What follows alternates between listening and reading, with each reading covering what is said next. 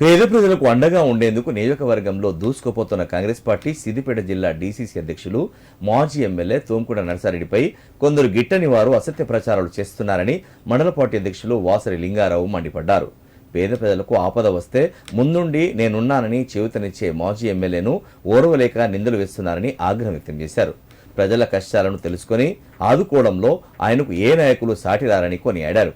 గజ్వేల్ నియోజకవర్గాన్ని అభివృద్ధి చేయడానికి ముందుకు పోతున్న ఆయనను ఆపేందుకు గిట్టని వారు చేస్తున్న అసత్య ప్రచారాలను ప్రజలు నమ్మొద్దన్నారు. కొండపాక మండలంలోని వెలికటి చౌరస్తా వద్ద ఏర్పాటు చేసిన మీడియా సమావేశంలో మండల కాంగ్రెస్ పార్టీ నాయకులతో కలిసి ఆయన మాట్లాడారు. ఇటీవల కాలంలో మా గజ్వేల్ నియోజకవర్గంలో అభివృద్ధిలో దూసుకుపోతున్నటువంటి మా మాజీ ఎమ్మెల్యే తుమ్కుంట నర్సారెడ్డి గారి మీద కొంతమంది దుష్ప్రచారం చేయడం జరుగుతుంది.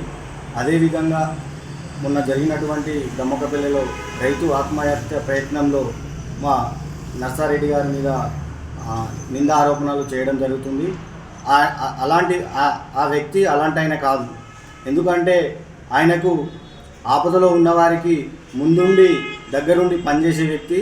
ఇలాంటి వాటికి ఆయన దూరంగా ఉంటాడు.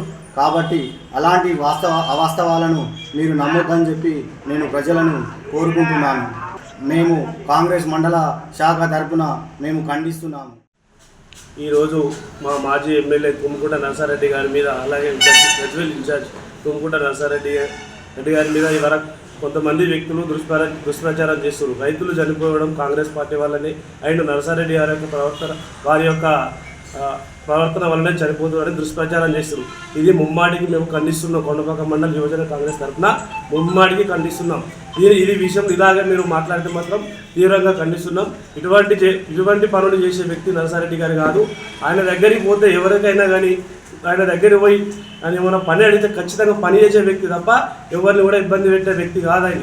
అటువంటి వ్యక్తి మీద మీరు దుష్ప్రచారాలు చేస్తే మా కొండపాక మండల కాంగ్రెస్ పార్టీ తరఫున తీవ్ర పరిణామాలు ఎదుర్కొంటారని చెప్పి ఈ సందర్భంగా నేను తెలియజేస్తున్నాను.